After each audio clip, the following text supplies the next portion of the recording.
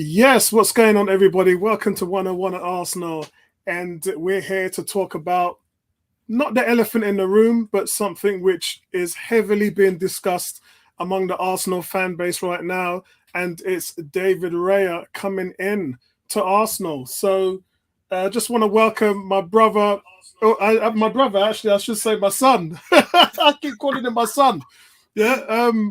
Neomis, man, from Canada. How you doing, Neomis? What is going on, bro? How are you?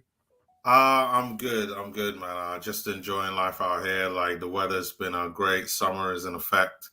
And I'm just enjoying everything right now. And it's good to hear all the great news about Arsenal. On the other side of the world. So yeah, no, just really enjoying things.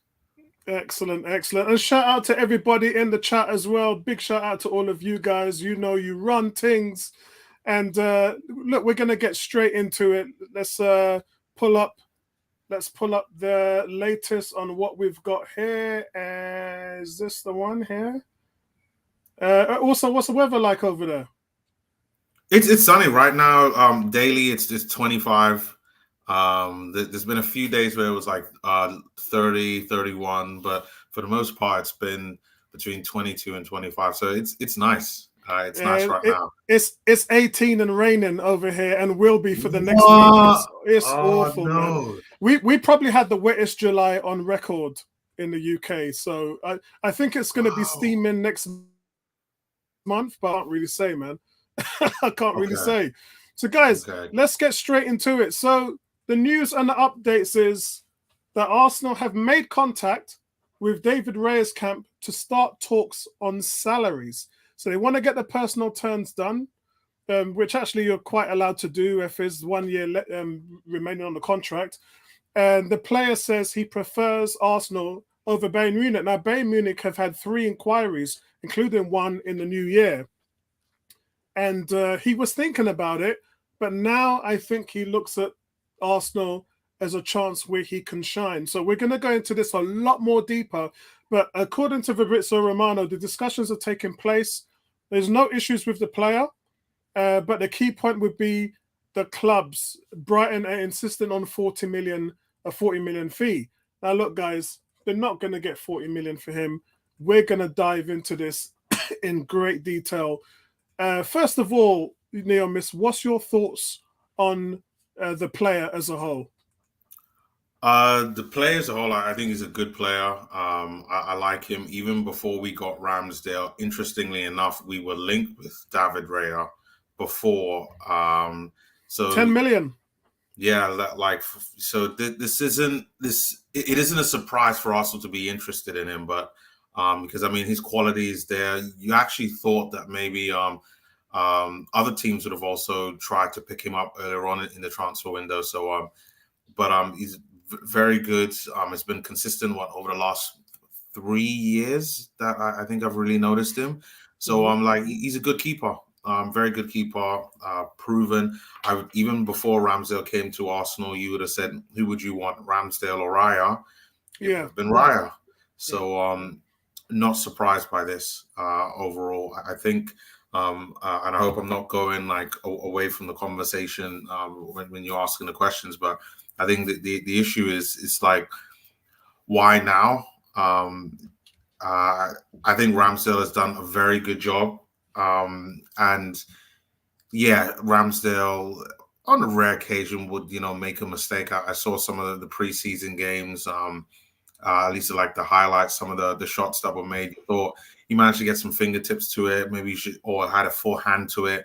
Maybe he could have palmed it away better, and it didn't, and it just ended up going into the goal. But for that, if it's that or what he's done this past season, which I think he's had an incredible season, like I don't see why we're going to sign a David Raya when I don't think that this should be the priority. I think that I can't remember his name, but the American guy is a good backup.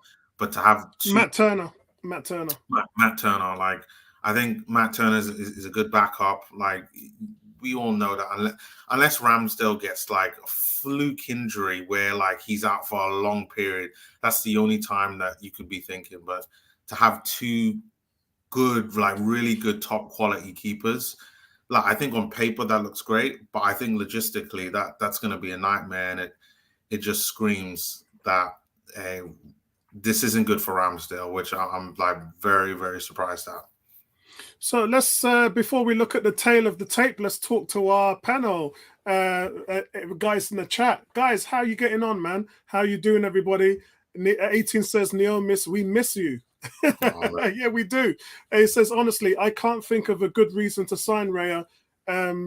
I can think of a lot of good reasons to sign Raya, he's actually saying, and very negatives and very few negatives against it, he probably means. Cam is saying, I think Ramsdale gets a beating unfairly, maybe by Bertram. A lot of players get a beating by Bertram. Though there's a few goalkeepers in the world that's better than him at his age. I think that's the thing. The context here is that we've had a lot of young goalkeepers who, some of them have done really well, some of them have struggled. Almunia, he struggled. Szczesny, I thought, did really well and went on to become a quality goalkeeper for Juventus. Yeah. Martinez spent a long time here and developed into, in my opinion, he's top 5 goalkeeper in the world. And he's proved that many times. FA Cup winner with us, World Cup winner with Argentina, and still for me, top goalkeeper, can do everything. Unfortunately, the only thing I think that's a weakness for Ramsdale is penalty saves. I just don't think he's a great penalty saver, but I think he excels at everything else. And he's only 23 years old. He goes on to say, being a goalkeeper for a mid-table club or being a goalie for one of the biggest clubs isn't the same. We have a really good team. Significant upgrades aren't going to be that common, I'm afraid. Yeah, and this is the key.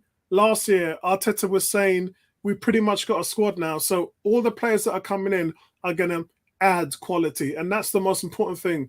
It's probably the reason why, I'm a big Sambi Lukonga fan, as you guys know. He's probably not going to be here just because of that reason, because does he add quality? He's more of a sort of a project. And I think we're beyond the major projects now. We know who's good, especially when it comes to young players. We know who's good. We know where the talent is. It's a shame to lose Patino, although he hasn't really gone yet. But we are adding quality aspects to the squad. 210 million spent, and we ain't even finished. So shout out to Facebook user.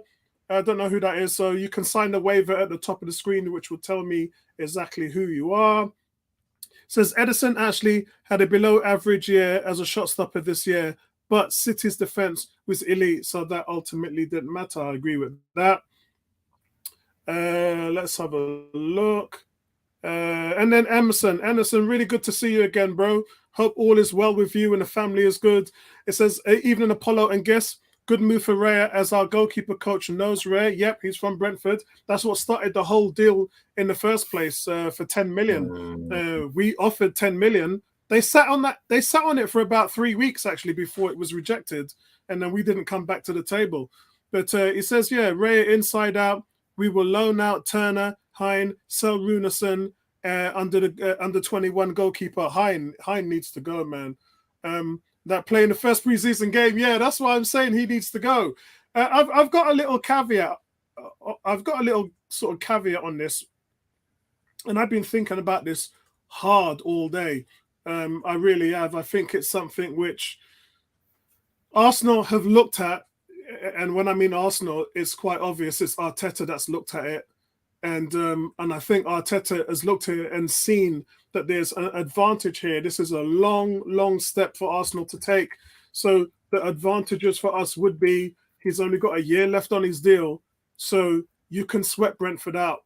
And when I mean sweat them out, you can really sweat them out because they've already bought in his replacement, and his replacement has started every single game in preseason, Neomis. Raya's not started a single game. The thing is, that only tells me that, whatever happens, whether it's with Arsenal or not, David Raya will go. And I understand that, now that you say that he's got a year left on his deal, okay, for Arsenal to go in, but when the valuation you're saying is 40 mil, for me, that's absolutely not Like no way. I don't even think that we should spend like 20 mil. But hey, if we could get him on 15, 18, 1 year left, like I say do it. But f- thing is, for me, I'm a bit. I call myself almost like a Wengerite when it comes to especially like young players like Yeah, Aaron Ramsdale. These are players. They're only going to get better. Like all yeah, of the yeah, young players that we bought in 2 years ago, like at the bare minimum, they've gone up a bit better every single year. And yeah. Ramsdale, like the differences between them this season, if you play Ramsdale most games that he's available, I guarantee like he'll make up these numbers to be either just as good as David Raya, if not better than David Raya. So that's why I'm like I'm not prepared to give up on him. But if you're bringing in David Raya, like surely you've got to promise him something.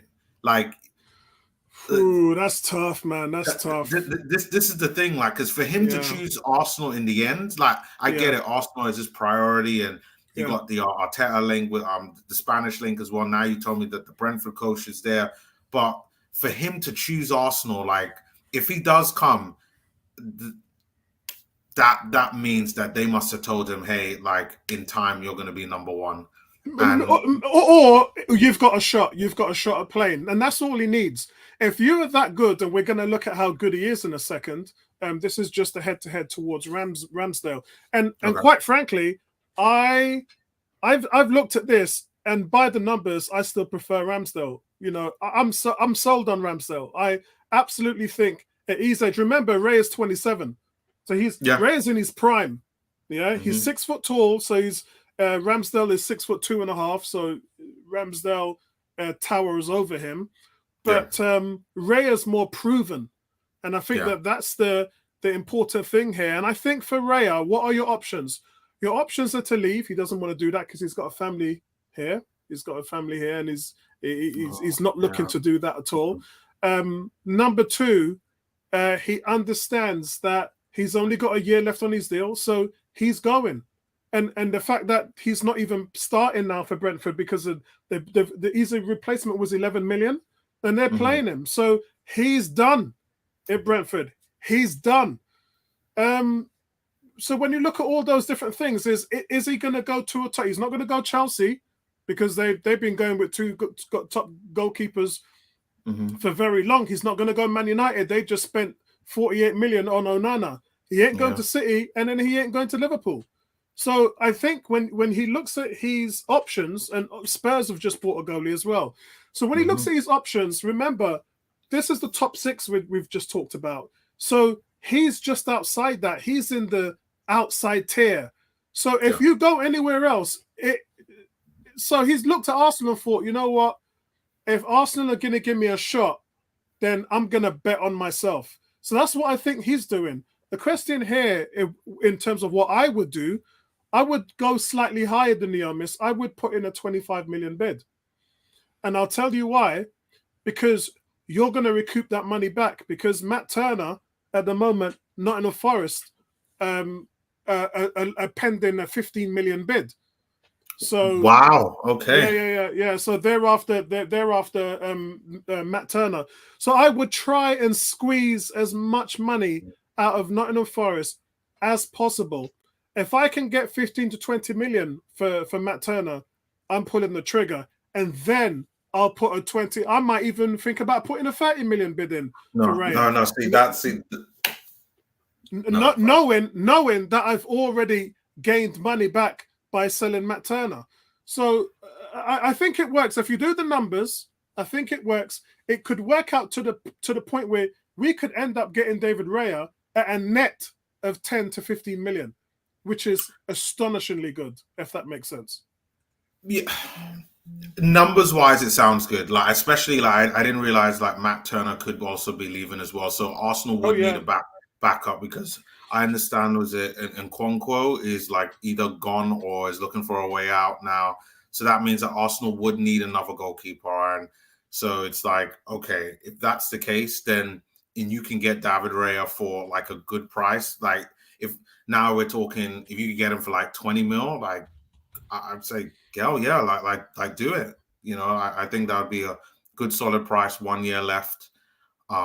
and you got two keepers. Like, but we're gonna have a lot of games, and I think in order to balance out the Champions League, like I know everybody's saying like Premier League, Champions League, that Tuesday or Wednesday or Saturday to Saturday, Sunday, like I think we're almost going to need two starting 11s across the whole season, and you got the FA Cup and you got the League Cup.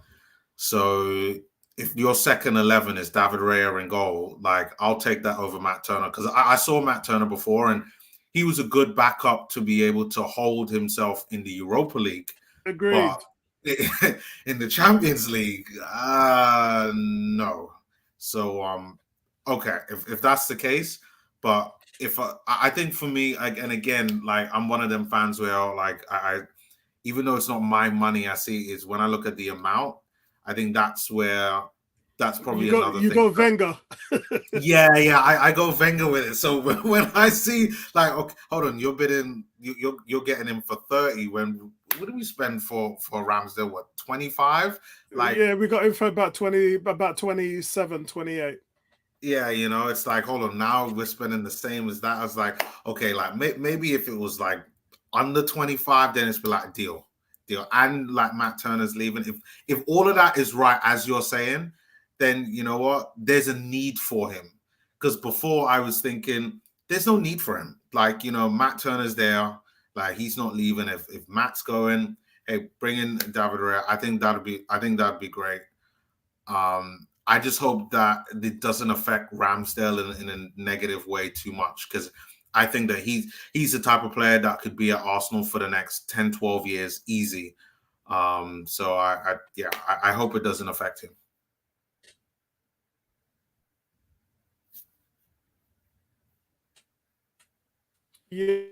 Yeah. So I did have a stats sheet here, but I just can't find it for some reason.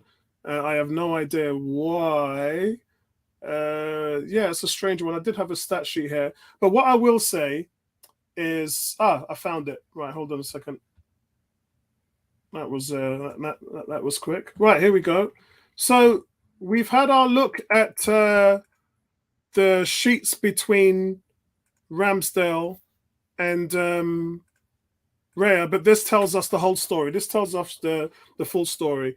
Let's get through some more comments as well. Emerson says, all of the Arsenal fans, including the academy and women teams, are all changing, as I've seen on Saturday at the Boreham Wood game, and some of the youngsters on the last day will go on loan. Yeah, it's going to be touch and go now, because you've got 31 players now on the books at this current time. So we're 6 over the roster count. So whatever happens, we need to get rid of 6 players.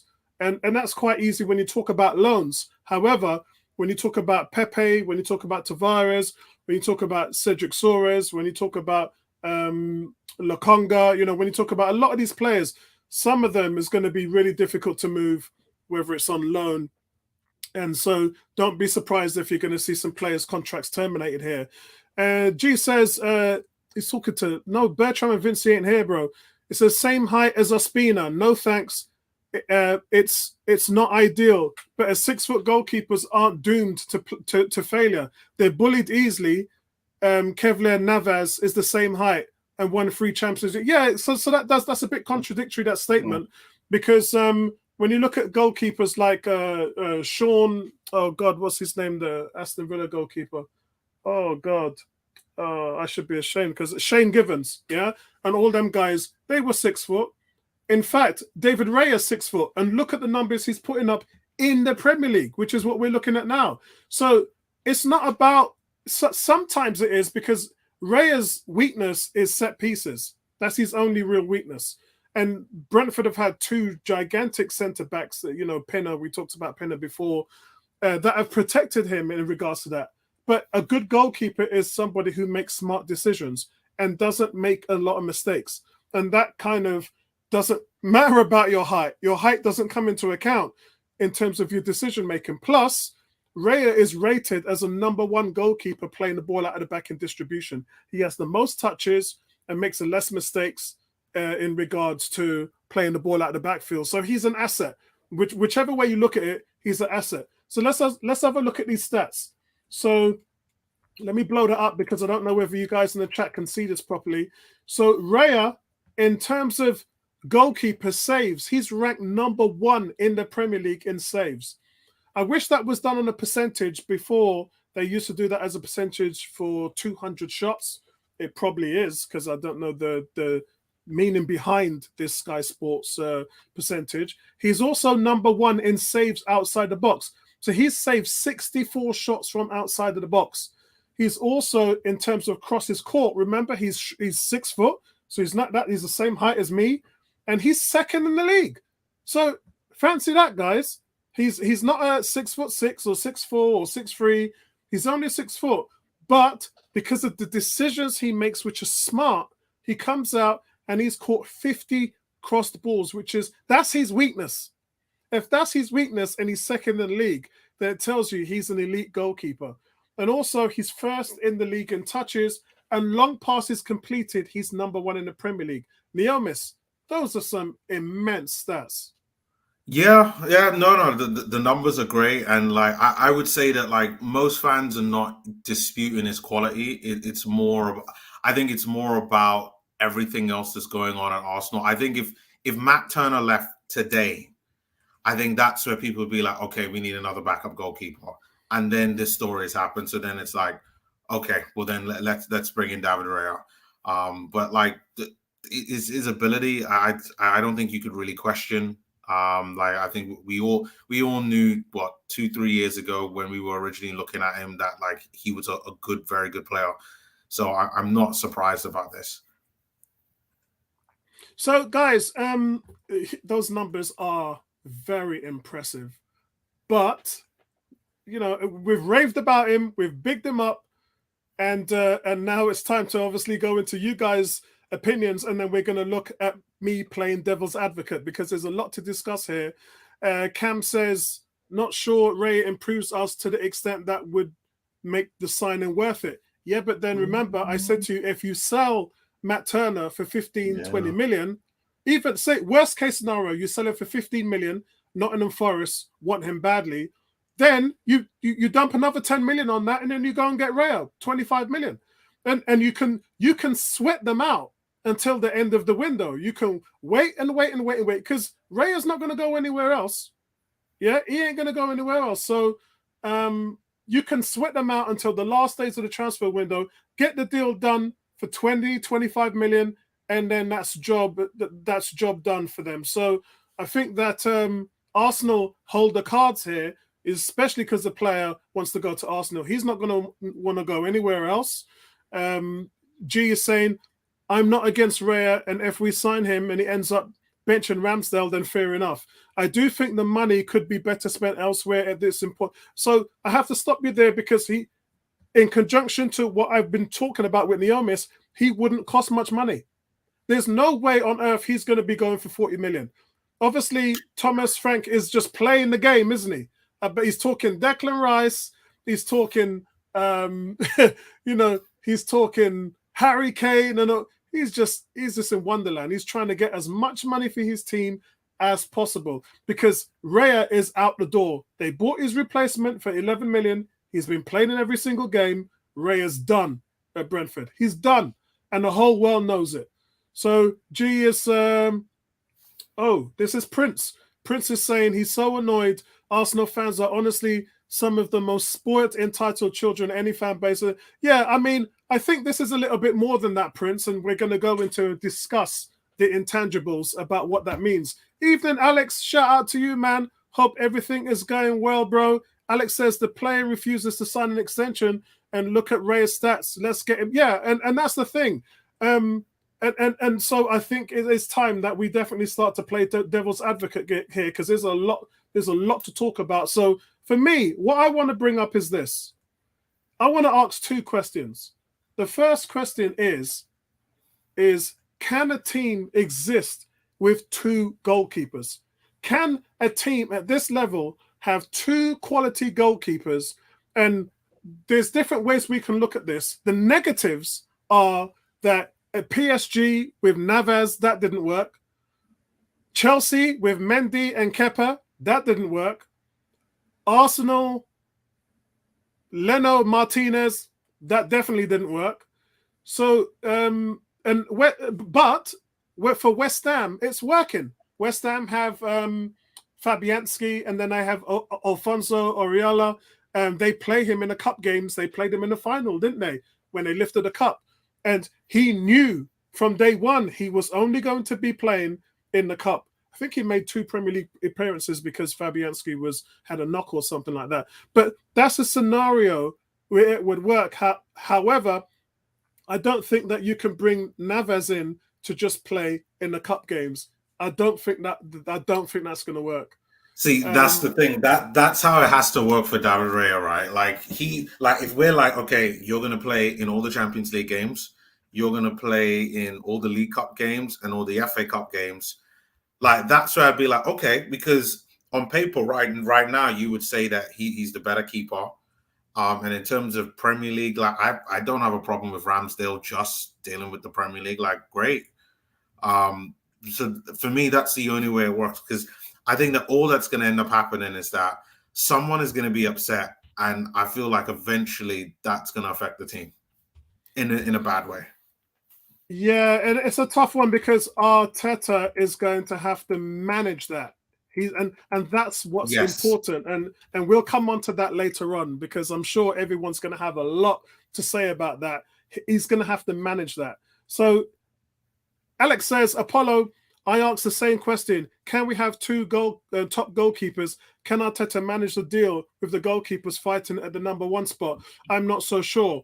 So I think that he can manage it, because I made some bad scenarios and examples of teams that couldn't. And then obviously West Ham, which it is working. But I've just pulled up this list here because remember, I'm playing devil's advocate here. So it's can he not? It's subjective. So we're looking at it from both different angles. So we can only be fair in that assessment. So Dean Henderson, I'm going to run through the list with you guys so we know exactly where we're coming from. Now, Dean Henderson has been with United. He's 26 years old. He's through their academy. He's been with them since 2015, 2 years before winning the FIFA Under-20 World Cup as well. And he's not really been featuring as a backup for them. He's been sent out on loan a couple of times. But the fans are really up on him now. And now they've just brought in Onana. So how's that going to work now? Does that make sense? But yet he's still there. Zach Steffen, Manchester City. Yeah, it's a tough one. As a Germany goalkeeper, Stefan Ortega as well. Look, it's working there, although I wouldn't put him at the level of Raya. I just wouldn't. Real Madrid. Hold on a second. I've just gone back. Sorry, guys. Let me blow this up. Yeah, Real Madrid in Lunin. Now, again, quality goalkeeper. He's highly talented. He's a Ukrainian goalkeeper. When he comes in when Quartos is unavailable or injured, and he does a fantastic job for them. And he's won everything for. And he's just waiting for the time, really, when he can go in and step in front of Quartos. So, I mean, it's working for some of these teams. Navas at PSG, I just talked about him, didn't I? Yeah. Keller at Liverpool. Yeah. He played, I think he's played just a single Premier League game for Liverpool last season, but he's consistent in their cup competition. Sommer at Bayern Munich. Matt Turner at Arsenal, and he knows his role. Dubravka at Newcastle. Oriella, we talked about him at West Ham, and then Pina at Barcelona. So this is a thing, guys. Teams do have top quality goalkeepers, but I think the difference here is Navas is rated and ranked the number 1 goalie. He's ranked the number 1 goalkeeper. So I think that's the problem here. Whichever way you spin this, Apollo, this is good, because you can't bring Raya in as number 1, because then Ramsdale, who came in knowing that he was going to be number 1, and like now you're going to deputize him to number 2. Now you're going to have a problem. I think the only way this works is unless you tell him, listen, you're going to play all the cup games and you have a possibility of becoming the number 1 at some point in the future. I think that's the only way. Now, if in combination of him wanting to stay in London and wanting to work with the former Brentford coach again and wanting to deal with Arteta. If that's good enough for him, hey, like let's go. But like I think the only other rumor I saw with him is that Bayern Munich were interested in him, and if that's Oh, the he case, turned them then down. He turned he them down. turned them down. Well, then Yeah, like he's not he going. literally like Arsenal is his only option. I think he should agree with that. If Matt Turner is definitely going great, then yeah, then that means that we have two top keepers and a backup keeper or a second keeper who can quite easily slip into being that number one. So hey, it puts some pressure on Ramsdale, and hopefully, I know he said before like he can grow from that, and that's what kind of spurs him on. And I hope that that's the case. But yeah, I think it comes down to expectation, and I think if the expectation is there, then the management part of that should be easy for Arteta. But I think where the problems start is if you're telling Raya, hey, you're number one from day one, and then Ramsdale believes he's number one, and yeah, that's where that part isn't even Arteta. That part comes to do with whoever is closing the deal. And if they're telling him one thing, that's where the issues are going to happen. So we've seen. Let's look at Thomas Partey, because I'm going to come from this with another angle. Thomas Partey was the best player on this team 80% through the season, and in the last 6 games, he just fell off a cliff. Mm-hmm. Arteta had a contingency plan in Jorginho, and Arteta never started another game till the end of the season. Never started another game. In fact, he played at left back against Nottingham Forest, I think it was, at the Emirates. And that was because we had injuries to Zinchenko. But he didn't play in that number 6 role. So Arteta's basically saying there are no guarantees. Like with what's going on with Trossard now on that number on that left-hand side, I'm thinking to myself, it ain't going to be easy for Martinelli. It's not going to be easy for Havertz, because Trossard is playing himself into the team. So we're starting to see this thing where Arteta is becoming ruthless. So I'm now thinking there was a lot of players that dropped off in the last few games of the season. It wasn't just Partey. Ramsdale also dropped off. And look, I'm a big Ramsdale fan, and I know you guys love Ramsdale. I know you guys in the chat love Ramsdale. I love him too. He's my number one choice. Yeah? But I'm not going to discount 2 things. One, that Raya had the best stats in the Premier League as a goalkeeper last season. I'm not discounting it. 2, that Ramsdale kind of dropped off. His form went. It did. Let's be fair, guys. But it doesn't mean he should lose his job. Yeah? That's my opinion. Arteta, on the other hand, wants to create competition. Look, guys, Arteta wants to win the league. Plain and simple. And he's gonna do whatever he can to make that happen. And if he sees Ramsdale's form go down, or if he sees Ramsdale make errors, Matt Turner is not his plan B. And I like Matt Turner, but we're talking about Arteta now. Arteta's changed, guys. He's changed. He's ruthless. This is a ruthless move by a manager who ain't taking no crap. That's what it is. Sorry, guys. I'm just being clear. I mean, talk to me in the comment section. Let me know what your thoughts are. But I'm saying that Arteta ain't taking. He don't want to finish second again. And he certainly doesn't want to fall out the top 4. He wants this team to win. And I've said that many times before. And this is one of those examples where Arteta, nobody is safe with Arteta. Nobody is safe. Well, I'd say, listen, it's preseason, so for me, it all matters when the season starts. Because I mean, I saw Trossard last season, who was brilliant, and I was surprised to see Martinelli kind of come back in, and I think that he should start. But do I think he's going to start game 1? Probably not. But listen, I think that for me, looking at Arteta, he's had his favorites, but in order to kind of take Arsenal up to the next level, I think that you have to manage it in terms of player performance. I think that there should be a small element of, giving players a chance to kind of get some minutes in, but for the most part, it should be player performance. And if he does that, then you know what, we could win it.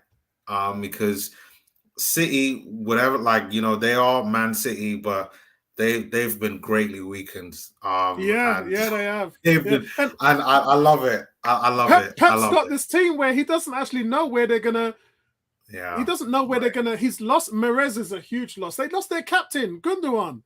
Yeah, they've They they lost their. they've been greatly weakened. Listen, they still have a strong squad, and I know that they brought in a really top defender, but But yeah, anyone you bring in is a question mark. You don't. They're hit and miss. No yeah. players guaranteed. Miss. So it's one of them where it looks like, hey, their goal was to win the Champions League. Everybody was on board that. They won it, so they're like, hey, thanks for everything. Like, we're out. And I mean, even Kyle Walker, I think he's on his now way out, or he's Yeah. looking to go. So If he hasn't gone already. yeah, so it's one of those whereby City are going to be weaker at the very least for this season. Like, how much weaker, I don't know, but I think it'll be more of a competition now with all the other teams, more of a competition with Arsenal, more competition with Newcastle and Man United and Liverpool. So it's now is probably the time, but it all comes down to how Arteta rotates the squads. Like, I don't want to see games where it's quite clear Saka's tired and dropping off, and he's already contributed a lot. Like, throw Reece Nelson in there on the right for the last 20, 30 minutes of the game and seal the game. Like, if he manages the players, the squad itself, then Arsenal will be just fine. And I have no doubt that Arsenal will finish in the top four. Like, I want to make this absolutely clear. I know you haven't done the season predictions yet, but Arsenal will finish inside the top four. Yeah, we'll get around to that next week. Yeah. Like, I have no doubt about that. Not winning it is another story, but top four for sure. So Emerson says, good points, Neomis. Her 18 saying Apollo wearing that jersey. I tell you, I'm gonna bleed this jersey in your face, man. All these fans talking about how they're crapping on this jersey. I'm gonna bleed it in the fans' race. I'm supporting this jersey right now. Big up to Islington, man. Big up to N4, N5. G saying I agree with Neomis. There's no way we're spending 40 million. No, we're not spending 40 million, bro. But it doesn't necessarily bench Ramsey. Yeah, we're not spending 40 million, bro. Apollo, you know that it's the things with the jersey, right? Like, everyone loved last season's jersey, and I loved it so much that I can't find it anywhere. Which one? The black one, the black and gold one. That's the one. Talk to me, and I'll get it sent out to you, man. Oh, because it's not in Canada. Yeah. Nowhere in Canada. It's all sold out. Everywhere in England, like, gone. Yeah, no. All you got to do is don't worry. Leave that with me. I'll sort you out. I'll sort you out. Okay. All right. Zach says no player should be guaranteed a spot, especially goalkeeper. 100%. Look, we love Ramsdale, guys. He's done a lot for us, and some of the saves he made. Oh wow! I mean, Ramsdale is a human highlight reel. He is. His distribution is good. But there were some shaky moments there. But it's still good. He's one of the better goalkeepers in distribution. But I think analyzing this, guys, they're both great shot stoppers. They're both as good as each other. I would edge Ramsdale in terms of set pieces. I think Ramsdale's the better set piece goalkeeper. Playing out of the back of the ball of distribution, I think Raya easily is the best in the Premier League, and that's not even questionable. And that includes Alisson, that includes Ederson. Out of every single goalie, David Raya is the best in distribution. So I think when you look at those different phases, I think they're as good as each other. I think they are. I'm happy with Ramsdale, but if you're asking me for assurance at a low cost that wouldn't break the bank, if we could get David Raya for, say, 20, 25 million and sell Matt Turner and bringing that 15 million back, I'm on board. I'm on board. And I'm not calling a winner because I trust the manager to be able to manage that situation. That was something that Alex brought up. Alex brought up the fact is, how will Arteta manage that situation? Arteta at the moment has been passing his grades with flying colours. And the only thing for me which is a weakness of his squad rotation. the squad rotation for Arteta is something I believe he will greatly improve on this season. And if he does, then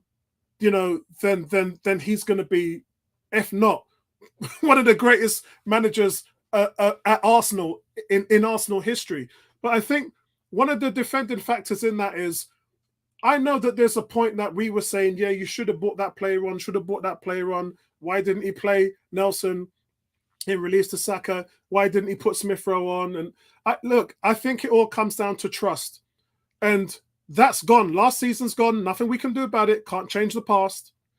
But this season, you've just got quality pieces everywhere. Left back, right back, centre back. If you bring in Raya, that's another quality piece added in. In the midfield, we're talking about, we don't know who's starting. Jorginho, Rice, Partey. You've got a choice. Odegaard now has his backup number 10 because he didn't before. They tried to make Vieira because Smith Rowe was injured, but Smith Rowe is his backup number 10. So Smith Rowe's back.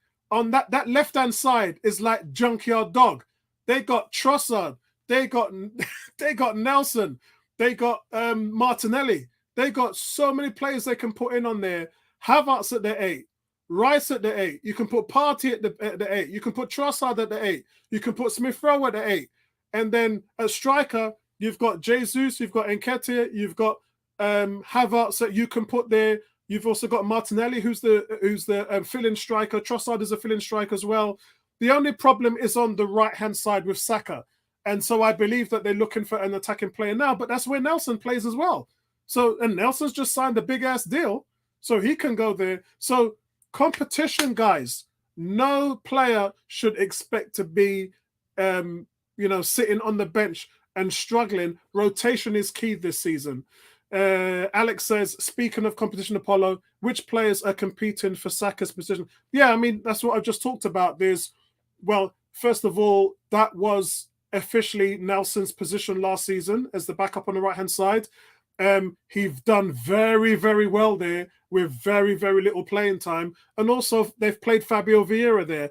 I wouldn't play Vieira over Nelson, not a chance. So I would say that that's still Nelson's job. But I noticed he started playing Nelson on that left-hand side towards the end of the season. I have no idea why, because, yes, I do, because Martinelli was injured.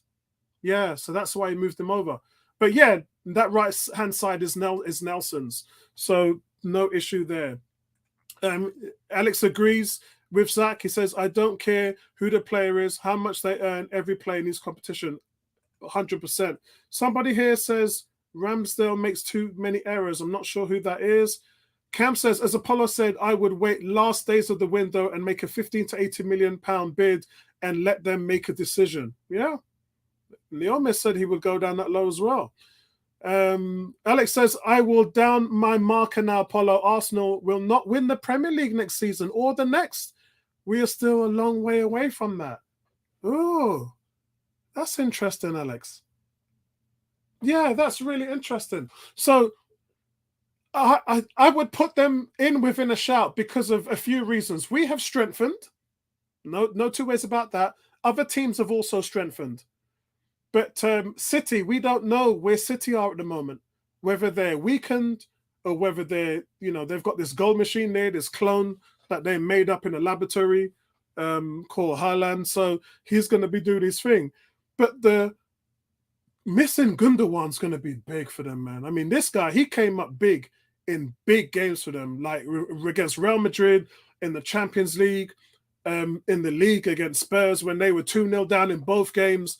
And he came in and scored goals. He scored the winning goals in the FA Cup final. I mean, when I look at Gundogan, you can't replace him. I don't care who they bring in. Neomis? Yeah. Listen, like, the thing is, right, yes, they've lost a lot of good pieces, Man City, but I'm very wary about discounting Man City because it probably means that they'll probably bring in some young players in. And who knows, they might just go and just buy somebody all of a sudden. I think they replaced Gundogan with Kovacic from Chelsea. Yeah. I don't like that deal at all. I mean, I like it for us, but the City fans are not happy. They're not happy with that. Yeah, like for all I've really seen is just that Man City look like they're weaker on their bench.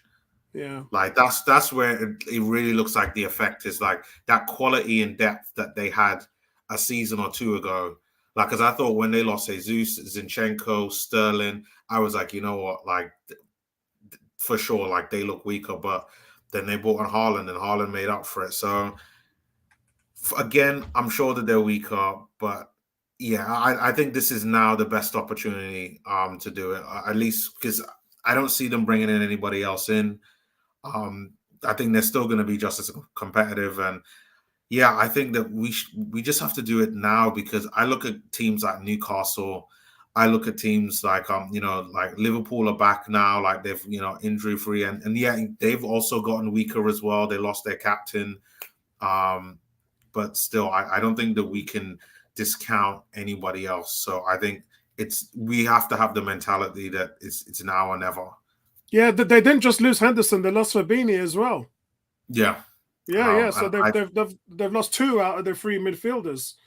yeah. So So let me fly through these comments and then we can go on and talk a little bit more transfers. But guys, as far as David Raya goes, we've gone through 46 minutes of the stream. We've covered the good, the bad, and the ugly. So there's a lot for you guys to chew on in regards to weighing up the options. What's the good stuff, the bad stuff. But overall, uh, my choice would be there's a way to get him on the cheap. He's doing a Declan Rice. He's telling everybody. Four teams apparently came in for him. The biggest was Bayern Munich. He's told them all, no, thank you. I want to go to Arsenal. And he's not signing anything with Brentford. And they're not happy. So they've already bought his replacement. He's played all in the preseason games. Raya ain't doing nothing. Raya's out of there. And Arsenal can sit on it and let it simmer. It's one of the few times that Arsenal are in a power play position. And if I was them, I would sit down, stir the soup, and just watch it simmer and wait for Brentford to sweat out because Brentford are going to want to need that money in order to buy players. So they're hurting themselves. Yeah, we're not hurting because we're good. We don't have to sell Matt Turner. We could go in the season with him. We don't have to sell him. But if Raya's coming, we will sell him. So Nottingham Forest, unfortunately, are going to be... they're not going to be the beneficiaries of that at all. G says, Arteta looking ruthless, but my interest and concern is that we extend Ramsdale and gave him a pay rise. That don't mean nothing. That don't mean... You look... Bro, I read out examples of teams who have got top goalkeepers. Chelsea, Kepa and Mendy. Liverpool's done it. Man City's done it. It don't matter. It don't matter. Say if Ramsdale breaks his leg in the first week of the season, what are you going to do then? Yeah. What are you going to say then? So you can't look. Arteta this is a contingency plan for Arteta, and the benefit of it is even if Ramsdale doesn't get injured, his form goes down and is replaced. And then if Raya's form goes down, it's then Ramsdale's job to come back in. At the moment, guys, there's no competition at the goalkeeper position. And that's not me being against Ramsdale. I love Aaron Ramsdale. He's my first choice. I'm gonna die on that cross. But you can't discount that Raya, by the numbers, has produced the best performance by a goalkeeper last season. Yeah, throughout the season, the numbers back it up. And what I like about these numbers, it's like a Declan Rice thing. It's not just one or two categories. He's clean in the categories. He's top in like 5 categories. That's how good he is. That's Declan Rice numbers for you. So it's indisputable. If he was top in a position in one category, then we can have the discussion. But the guy is clean sweeping the goalkeeper position. He's easily, by the numbers, the best goalkeeper in the Premier League. So 18 saying, Alex saying, are we both worried no players have been sold? No, I'm not worried about that because that's always the last of your problems. The first problem you have is bringing players in, and they were able to do that in the first month of the transfer window. All credit to Arsenal, all credit to re-signing their players that they had to bring in. So selling players, that's the easy part, because if you don't want someone to be a part of your squad, like Pepe, the worst case scenario is you terminate his contract, and you say, all right, that's done. And the reason why you can do that is because you've already punched the numbers, you've already done the math, so you can deal with all that. All of that has been counted and controlled for. They know exactly how much money that they have to play about with, how much they can throw away, how much they need to recuperate. They know all of that. They've done the numbers already. So I don't have any concerns with that whatsoever. And we're going to come on to a few of that. Bertrand's shaking his head until his head's going to fall off. So basically, that's what they're looking at right now. They're looking at teams who are coming in. We've got inquiries about Tavares. 4 teams are in for him. 3 teams are in for Lokonga. We've had 3 teams in for Pepe as well, but nothing solid on Pepe, whereas the other stuff has been pretty square cut. I wouldn't be surprised if Cedric Soares and Pepe's contracts were terminated. Yeah, that's just my opinion. If it happens, it happens. Wow. But yeah. Pepe, I understand. And maybe it's a personal thing because for me, I was never a big fan of Pepe. I was. He's taken up a lot of money.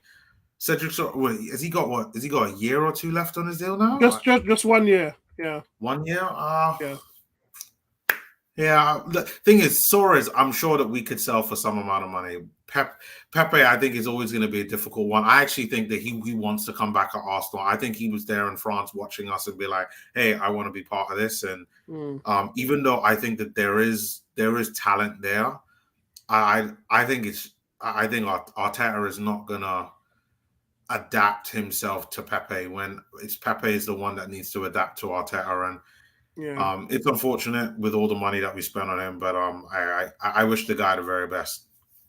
Yeah, the bottom line of this is Bertrand's making a few comments here. One I agree with, one I don't.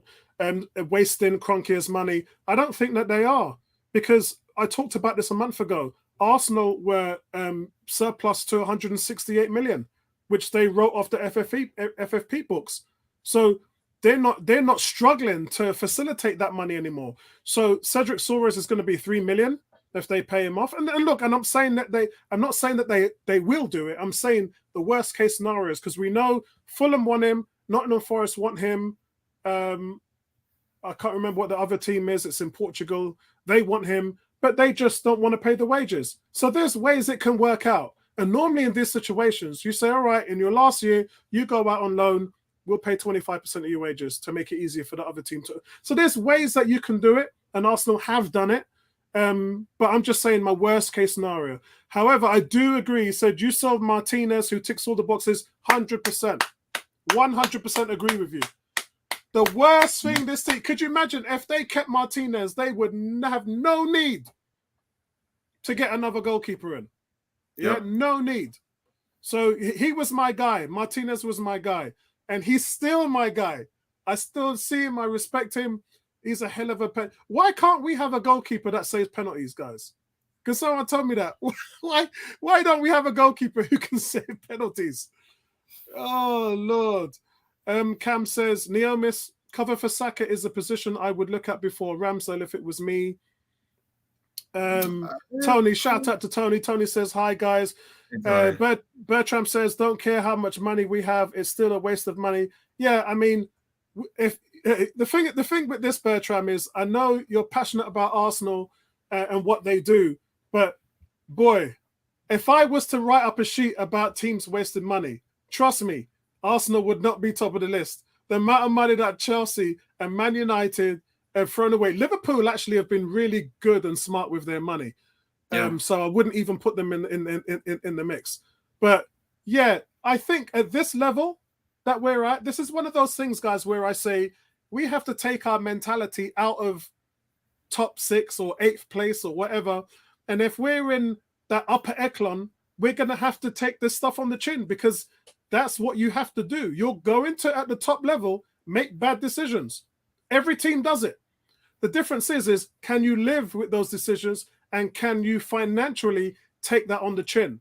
And so I think, Bertram, living in a world where you're squeaky clean and your cash books are 100% and you're not losing money, I don't think that happens in football. Tony says he's in New York. Okay, so man's just around the corner from Bertram. Emerson says our goalkeepers do not do their homework on players that take penalties. Yeah, and then they don't play the mind games, Emerson. They don't play the mind games as well.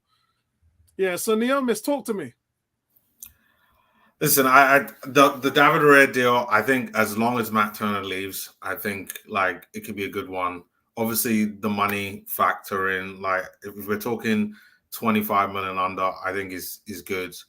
I think probably the only thing, like, and I see like some of the comments that Bertram was talking about the competition wise, like I think it all comes down to Arteta. Like I think if he doesn't rotate, if he doesn't like get not even Arteta, but also the negotiations with getting David Raya in, if they don't get that right in terms of setting expectations to David Raya on where he is, I think that's where the problems are going to start. Or maybe it's a situation where they've already decided David Raya is going to be a number one option. Because if it's that, then that will cause problems, hands down. Like if that is the situation, we are setting ourselves up for all type of nonsense. Because I don't think if I'm Ramsdale, I'll be like, I'm not accepting that. Yeah. And you just signed a new deal. I'm just like basically you conned me into signing a new deal. Yeah. So I can now sit on the bench. Like that's where like I wouldn't accept that. But I'm hoping, I'm trying to be positive that David Raya, the expectations are going to be set with him. He's the bit of the elder statesman. And, you know, if he plays all of the cup games, you know, maybe Ramsdale wants to play a Champions League game and you could do something around that. But if David Raya plays all of the cup games, all of them, Champions League, League Cup, FA Cup, and Ramsdale plays the other 38 games of the Premier League season, I don't think that that's bad because I think that we're a club that's trying to win it all. You know, that could be good. Like he's gonna get games, but yeah, again, we're just not quite sure. I think it's a bit too early to see that. Yeah, and the most important thing is, as I said, guys, Ramsdale form went off towards the end of the season. Thomas Partey's form went off towards the end of the season. What have we seen there? We saw a 5-point lead. We went and lost at Man City, so it was a 2-point lead, and then we threw it away. Man City won a title. What I've seen from this, guys, is it looks like Arteta saying, okay, I've got Thomas Partey, I've got backups for him now. I've got options for him. I've got people who can start above him if need be. So I'm not dependent on Thomas Partey anymore. And I think with this deal, he's looking at the same with Ramsdale. Because, like I said, guys, if Ramsdale breaks his leg in week 1, what are you going to do? What are your options? You've got no options. So it really comes down to injury and it really comes down to a loss of form. You cannot go for a title run when you have a goalkeeper whose form has just gone and you don't have any plan B option. Your plan B option is a guy who's been average at the domestic level and fantastic at the international level, because he has been a fantastic goalkeeper for America. And as far as penalty saves, he's one of the best out there in world football. But I must say this is about Arteta being ruthless. He is being ruthless. He wants to win. These statements that we're seeing right now is because Arteta ain't taking no crap. He don't want no excuses. So, Apollo, before you go into the questions, do you think that David Raya is his replacement? No, I don't. I think it would be. And as I said, we talked about West Ham, we talked about Liverpool, Man City, Chelsea with Mendy and Kepa. These things happen. Yeah, we talk about PSG as well. Having 2 quality goalkeepers, it happens. It's not common because you cannot afford financially to have 2 goalkeepers at a high value, especially when you can sell one and recuperate a lot of money. That's number 1. Number 2, you have to pay them a salary. So financially, in monetary terms, it's not the smartest thing to do, but teams have done it and can do it. But the overall record in terms of seeing how some of those issues turned out was not great. Never worked out great for Chelsea.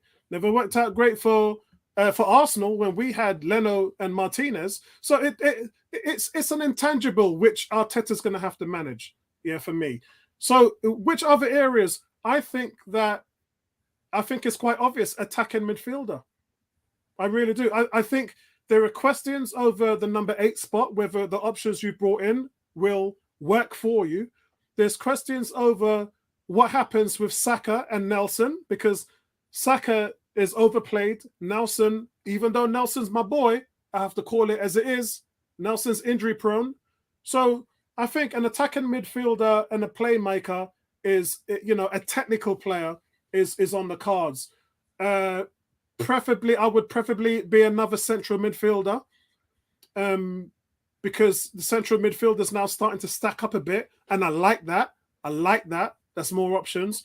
But really, a winger, a technically gifted winger who could play on both sides. I would have loved the Gakpo, but we didn't go in for him. Gakpo would have been nice.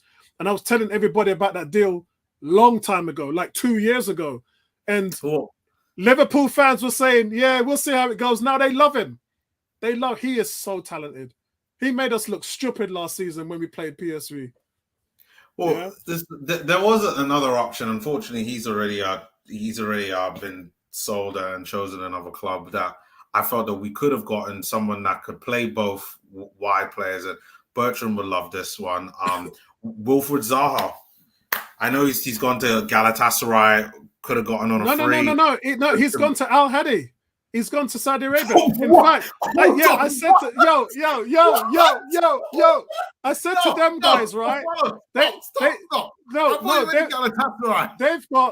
got Mahrez on the right, Saint Maximum on the left, and Firmino from Liverpool in the middle. That's their front three, and that's a Saudi Arabian team. They've got a better front three than 70% of the Premier League teams. Hold on, he went to Galatasaray. I just looked it up. I thought if he went to Al Hilal. You're talking about Zaha? Yeah, Wilfried Zaha. Oh no, sorry, I was talking about Maximum, and I was talking about Mahrez, and I was talking about Firmino. Yeah, they've all signed for Al Hadi in Saudi Arabia. So yeah, I'm gonna go and check that game out when it comes on. But yeah, Zaha. Yeah, I mean, look, I've been saying this about Zaha. There's something fundamentally wrong with that brother's game, and everyone can see it, because none of the big teams have avoided him like the plague. They really have. So I don't know whether it's the fact that he's another Pepe and can't play defense. I don't know whether I don't know what it is with him, but the coaches don't like it. They don't like Zaha. Okay. Yeah, Tony's saying that's a sensible argument from Naomis. Well, in terms of the other position, the 8th creative player, I guess that's a possibility. For me, if you're looking for a creative player in midfield, I think that's probably the one. But in terms of a wide player, I think we have enough players around that could also play on the right. You got Jesus that could play on the right. It's a big statement here. Big statement. So hard. The conversations were similar. Like, yes, that's true. That's true. And then he brought in the Brazilian. But I guess that's similar. But in terms of having someone to play backup for Saka, or someone that can also play on the right. I mean, you got Martinelli, I've seen play on the right. Jesus play on the right. I know Trossard is primarily left player, but you got Reece Nelson there. So you got 3 guys. I know there's Fabio Vieira, but I don't count him as a winger. I see him more as like a number 10 type. And I physically, I don't think he's capable of playing the 8 unless he bulks up. So he can play it, but I wouldn't put him there. If I've got Smith Rowe, no way. If I've got Smith Rowe, who can get you double-digit goals, who's dynamic, he will get back and defend as well for you. Why am I playing Vieira? Yeah. The only thing about Smith Rowe is that, like, for me, Smith Rowe isn't a creative player. I see Smith Rowe is a just straight-up goal scorer. I think if he stayed injury-free and you gave him the minutes, Like I think Smith Rowe will get you 15 goals, like from Yeah, central midfield. Like I agree. I think he like Smith Rowe is that good. Yeah, I agree. But And I said this about Martinelli. His first year when he was 19, scored 10 goals. Second year, injured, yeah, injury prone. He scored 2 goals, 2 assists, didn't play much, had 2 long-term injuries. Then he came back, didn't he? And then came back with a bang, scored 15 yeah. goals. That's what I think is going to happen to Smith Rowe. I think Smith Rowe is going to light it up this year. But touch wood, I hope he stays injury-free. Alex says, when you look at the team, who is the guy that will make things happen? Man City have Kevin De Bruyne. Yeah, you know what, Alex, I'm a big Odegaard fan, and I think the play right now has just switched to Trossard. I don't think you can go in this season and not have Trossard starting. I think Trossard is your playmaker, man. He's so good. Just the running, the touches, the passes, the weight of his balls, the intelligence of using two-footed. He's so tricky. In the box, he's just devastating. And he knows what he's doing. I think people talk about Jesus and how good he is. Trossard is the real deal, man. Trossard, guys. Trossard is your playmaker. And we don't know it yet. We know Saka is. We know Saka's the magician. Mm-hmm. We know what Saka can do. But I'm just getting a different vibe from Trossard, man. I think Trossard is he's going to be the real deal. Like with Trossard, it's just as long as he gets the games. This is why I hope that Arteta goes with the narrative that if you perform well, you play. Like, don't get me wrong, I have nothing against Martinelli. Like, he's a great player, and you know he needs games in order to develop. But you can't bench Trossard when he's playing that good. So for me, he should start. I don't think that he will, but like he should start.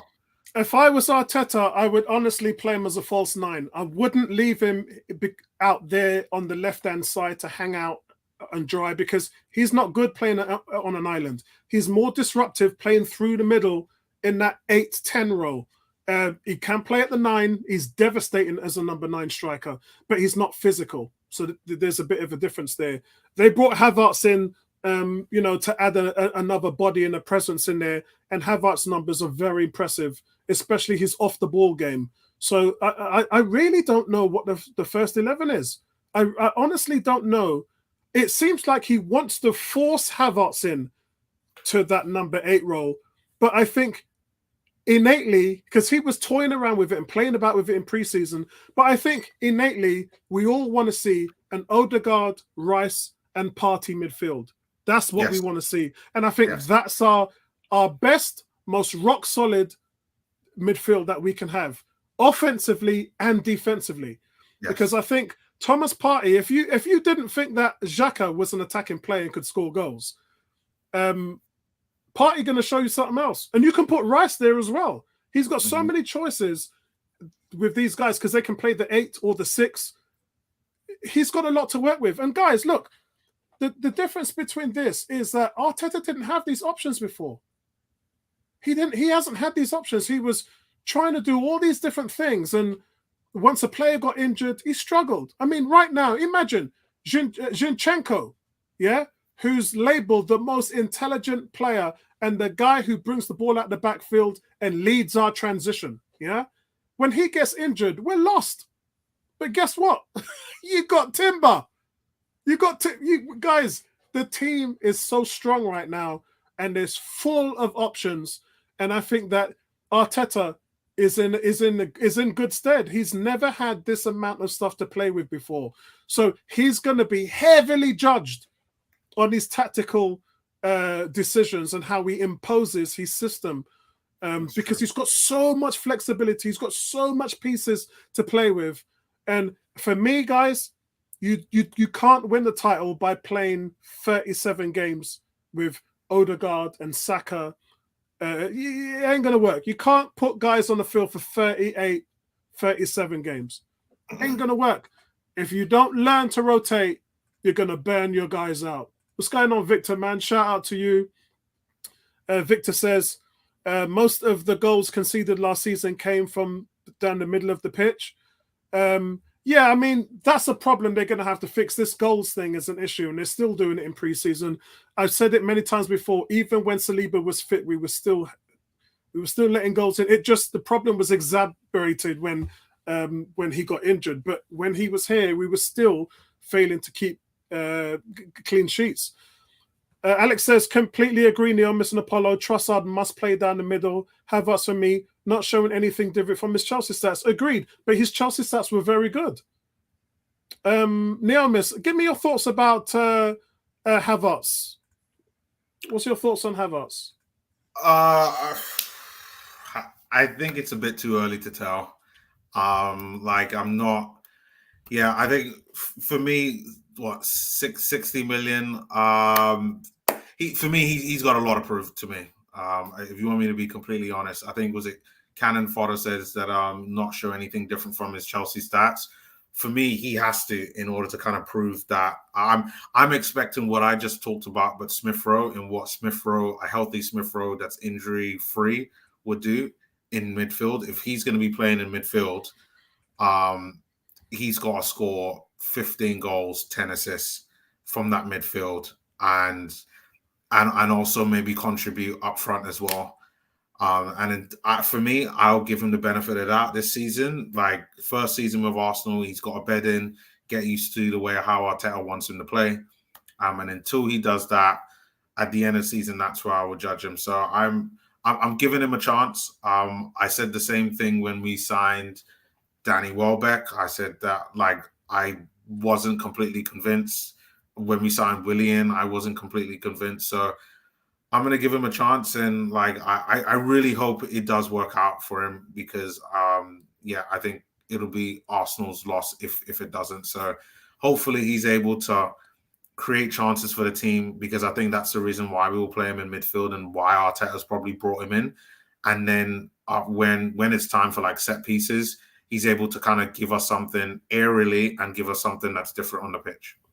So shall I show you the sheet that we looked at with Havertz, which changed it changed my mind. We still got a lot of people crapping on him, but looking at his numbers, because remember, guys, we're looking at results, we're looking at highlights. When you talk about the stuff that Albert Headphones, Suri, Mikel Arteta, these guys are analyzing footage. Yeah, of game footage all the time. They're analyzing everything. They know stats back to front. They know what a player does. They know how much he runs on the pitch. They know how many sprints he makes. They know everything. So when they're looking to implement a player, it's not where you lot are looking on the field saying, he ain't doing nothing. What's he doing is a waste of time. Waste of 65 million. That's not a technical way to look at that buy. That signing with Havertz is a lot more than what you think it is. And I have said this before, and Neomis, when we looked at this screen, it shows you what Arsenal have in terms of what Arteta is looking for. So when we look at this is Havertz last season, yeah? Havertz last season, he made the second most runs in the entire league. The second most runs. He made the third most attacking runs in the entire league, yeah? When you look at runs challenge in the back line, he was 5th. So he puts pressure on that back line. Do you remember me saying every week, almost like Walcott used to burn that left back? He used to get that left back to the point where he was fretting. His legs were shaking. He had jelly wobbly legs, because he always knew Walcott was going to get behind you and go one-on-one with the goalkeeper. We don't really have anybody doing that at Arsenal. For me, that's Saka's weakest part of his game. He plays too much in the face of a defender rather than going behind. If you time your runs well, you don't have to take the player on, because you can get behind them knowing that Odegaard is going to deliver that ball for you on the right-hand side. Havertz excels at that. And it's one thing that Xhaka doesn't do. I've talked to the guys about this before. Me and Tony went to a game together.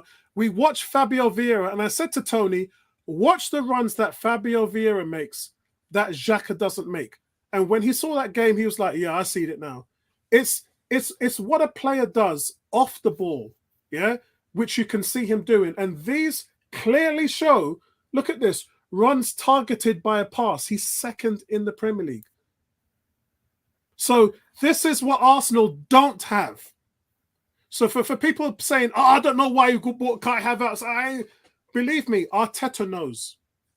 They have sussed this out. They've done the math. They've punched the calculators. They've done the eye test, and they know what they have in Kai Havertz. You know what it is, right? Well, I can't speak for every Arsenal fan, but it's like all of those are great, right? But is that really worth 60 mil? And that's the thing there. That's where like Cannon Fodder's talking about like the goals part. That's where like for me the actual production, like for the money that we spent on him, he's got to put in like almost like Frank Lampard type of numbers, where I deem him as special. Because for me, like it looks like the work rate, what he does off the ball and gives to the team, it looks like he's going to be able to give that in abundance. But for me, he has to give more than that to be worth like the amount of money that we spend on him. Now, I'm not going to be like how you said, like a lot of Arsenal fans. I'm not going to shit on him because he hasn't played a Premier League game for Arsenal yet. Let's see what he does throughout the whole season, and then we judge him. And that's how I feel like I kind of judge players, particularly when they come from opposition teams, like in terms of in the Premier League. Like let's give him a season under Arteta. Let's see what he does, and let's just give him a chance and support him. And then at the end of the season, if he's still producing exactly the same like what Cannon Fodder's talking about, then we could go and criticize him. But for now, like I say, let's back him. Like I think that Arteta's done enough in order for like Arsenal fans to trust his judgment on him. So I would say let's what Troops used to say, let's trust the process. So let's trust the process, trust that Arteta's make the decision, and let's see how the season goes. But like I believe, like you said, that our best midfield is Odegaard, Rice, and Partey in that midfield. So for me, in my mind, I'm like, okay, when I'm looking at the second 11, like what does that look like? Or even like I could see how Havertz would fit in. Like if you either put Partey as like almost like a DM and put Havertz in central midfield with Odegaard in there. I could see how that would work, especially with against certain competition. But I think your starting midfield has to be Wrights and Partey in there. Like I just think it's got defense. It's got like I think teams are going to struggle to get past our midfield. Like I don't like. Someone talked about how scoring, like we concede a lot of goals through the middle. How are you getting through that middle? Like you've got like how like these are two guys Partey and Rice can both play as DMs, sit back, and they almost become like they themselves with the two centre backs become a four. Like, but with Rice, nobody reads the game better than him because he's led the league. And not just last year, not just the year before that, but 3 years in a row, he's led the league in passes intercepted. He's the best there is. Yeah. You're not scoring goals in midfield. You have to then cross the ball to then be able to get the ball. Like with those two in the midfield, we're not conceding goals through midfield. I'm so positive of that. My whole thing is next season when Partey probably goes, like I want my Thomas Partey 2.0. That's what it is. When El Nene goes, when Jorginho goes, Partey will probably go. That's it. But for now, I have like that midfield is going to be nice and solid. And if we just manage Partey correctly and throw in a Havertz in there every now and again, this season will be fine. I mean, Bertram is saying, Neomis, we no longer play that way. Given the inverted fullback, we use 2 number 8s, not 2 number 6s. I think the whole point that we were saying, Bertram, is that Rice and Partey could both play the number 8 as well. That's the difference. The difference is, and we know this, why? Because we saw him do it with Xhaka. So there is a level of flexibility with almost every player he has on the field that they can play multiple positions. So so there's that we need to think about. So guys, Jersey, the new jersey's out. Hopefully Neomis likes it because I absolutely hate it with a passion. I It's I think okay. It's okay. this is one of the worst tops that I've ever seen Arsenal produce. That's Yeah, harsh. this would go down if I had to make a top 5 of all time worst tops that I've seen. This would be in that 5. It, you know what this reminds me of? This looks like something we used to wear in PE in junior school. It just looks so bad. First of all, I don't like buttons. I don't do buttons. So that's rubbed me up the wrong way. Secondly, the colors. I mean, you've picked the worst possible green. There are so many greens that you can choose from. You've picked the worst possible green. This is dull green. There's no imagination in it. And then you follow it up by having a darker color on the shoulders. It looks dreary. It looks boring. It looks old. It's another Mrs. Doubtfire top. It's a granny top. It's another granny top for me, man. Neomis, what's your thoughts? Okay, the shirt looks okay. Where it could be improved is just the 3 Adidas lines at the top. Those should have been a different color. Those should have been gold, or those should have been white. That's why I think it would kind of break up a lot of, because it looks very boring. That's why I said out of 10, it's like a 4.5, 5. It's average. I'm not going to spend money on it unless it's on sale. It's a 0 for me. It's a 0. Yeah, it's a 0. The top that I'm wearing, by the way, guys, I will give it a 7.5. And the home kit, the red kit, and you guys know I don't buy a lot of home kits. The home kit I think is a 9. I love the home kit. I think the home kit is amazing, and yeah, that's why I've got it. But this, could you imagine walking wearing this with a pair of jeans and trainers? What kind of fashion statement would that be if you was walking on your high road wearing this top with a pair of jeans? I mean, this looks like you've gone to Primark and got ripped off. Oh, don't call us stop. That's bad. Primarks have got them t-shirts for £2. That's what this looks like. This looks awful, man. I hate it. Guys, let me know. Guys in the chat, let me know what your thoughts are with this new kit, third kit, which before the game says dreary. English weather days was the inspiration. Victor says he thinks the yellow one's awful. That's what most of the fans think. I love it. I think it's exotic. I think there's a lot of imagination behind it. The representation of Islington and the sound pumping out. I love the vibes. The video, I think, is the best launch video that I've ever seen. And this top just oozes from that. Everybody looks good in this top on that video. And I love it. I like the exotic. Because you know why? Somebody who made this top was thinking outside the box. And sometimes it's nice to have tradition. Adidas has been brilliant with tradition. Adidas, for me, have been the best traditional kit makers. They've gone back in time and given us everything, including the home kit. Was a shout out to the Invincibles. But having the same thing every year over and over again, sometimes it gets a little boring, guys. Sometimes you need a little bit of spice in your life. You need something exotic. You need to think outside the box. And that's exactly what this top is. This one on the screen, however, man, you missed the mark so far that the arrow didn't even hit the target. It just looks a bit dull. Like if they had that little bit of like maybe gold with the Adidas lines, like similar to what they did with the home kit, then it would kind of bring it out. Even if they put it white, that actually would have been better, like a shiny white or something like that. Like it's okay. It's okay. Yeah. So guys, we're gonna round up. We're gonna do a bit of a transfer roundup. We've got some comments here. I believe this is from Kenny, and this is with let's get rid of this ugly, nasty, ridiculous, dirty top. Let's get rid of that top. Kenny says, I've got issues with the level of concentration. Yeah, look, and that's the reason why I think that David Raya is coming in. Whatever Arteta, whatever he's seen, And again, remember, Partey's form dropped off at the back end of last year. We've seen Jorginho come in. We've seen Declan Rice come in. So guess what happens if Partey's form drops off again? He's benched. Oh, yeah.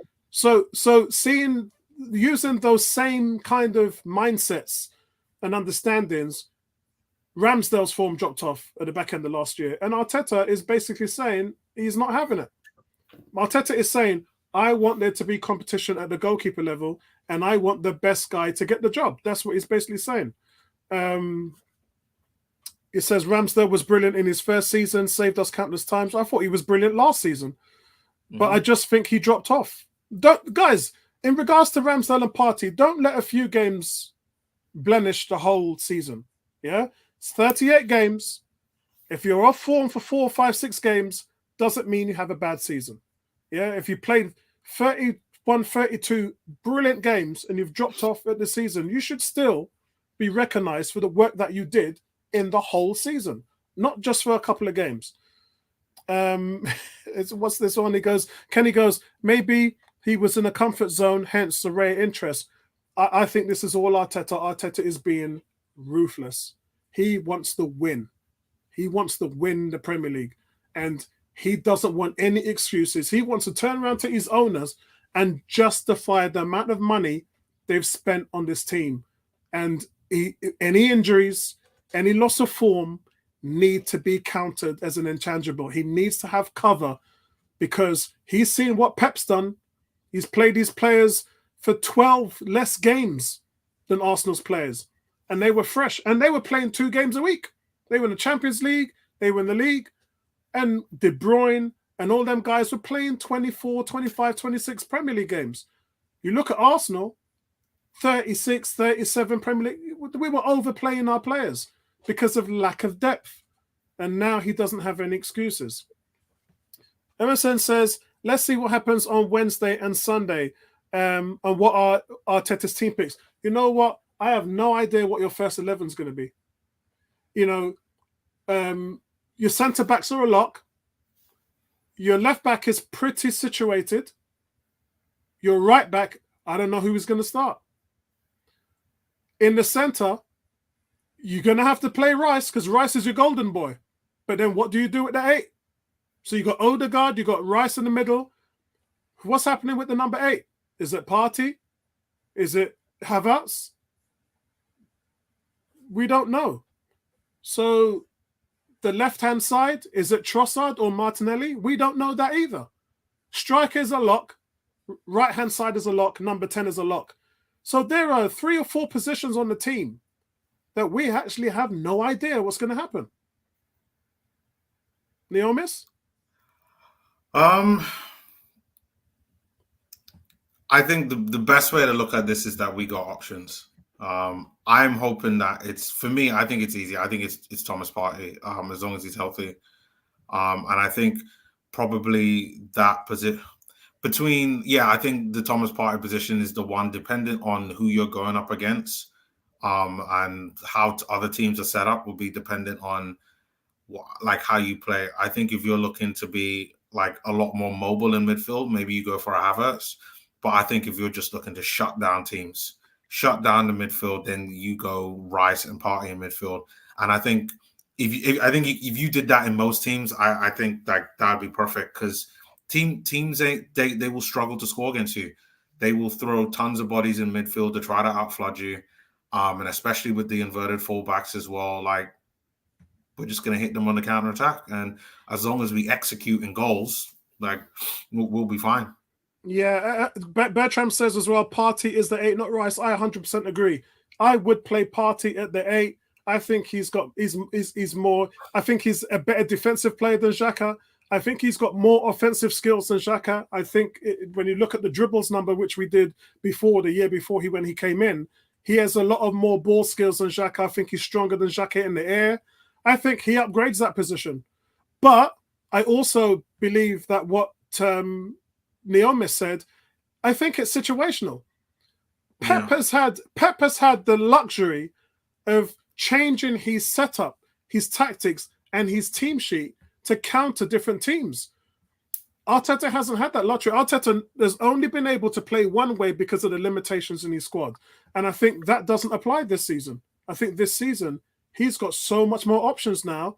Use them. Show us that this tactical genius brain that you have. Show us that this is going to work under this new system. Alex says, does Balogun stay or leave? Look, if you have to recuperate cash, if your owners say you got a Neil Miscone, bye Balogun. Yeah, look, bye. He ain't gonna play. The long and short of it is he ain't gonna play. And if you've got 50 million, which you can recuperate for a player like him with a buyback clause, sell him. Because I don't see how he fits into this team. He ain't better than Jesus. Anyone out there thinking that he's better than Jesus, you smoking something.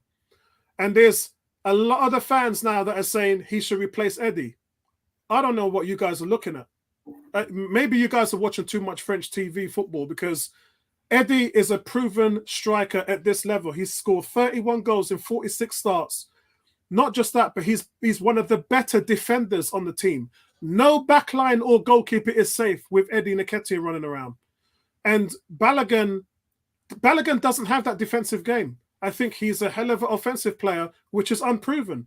Too many questions. We don't know whether he has the skills to translate at this level. Maybe he does. But is he going to get the chances to prove that? I don't think he is. So if those are the answers, then sell him. Otherwise, if the owners and the front office say, you don't need to sell Balogun, we don't need to recuperate 40, 50 million, then I would keep him, because he has 2 years left on his deal, guys. You have nothing to lose by keeping Balogun here for another year. You don't. You've got nothing to lose. You've got so many games to play. Carling Cup, FA Cup. There is space for Balogun. There is. So I personally, if I had the luxury, I would keep him and let him sit here for another year.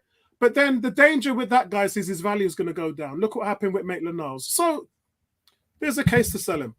Oh, Maitland-Niles. Oh, well, listen. Nevertheless, like with Balogun, Arteta is not going to give him the games that's needed, and like I don't think that he's quite on an Eddie level yet.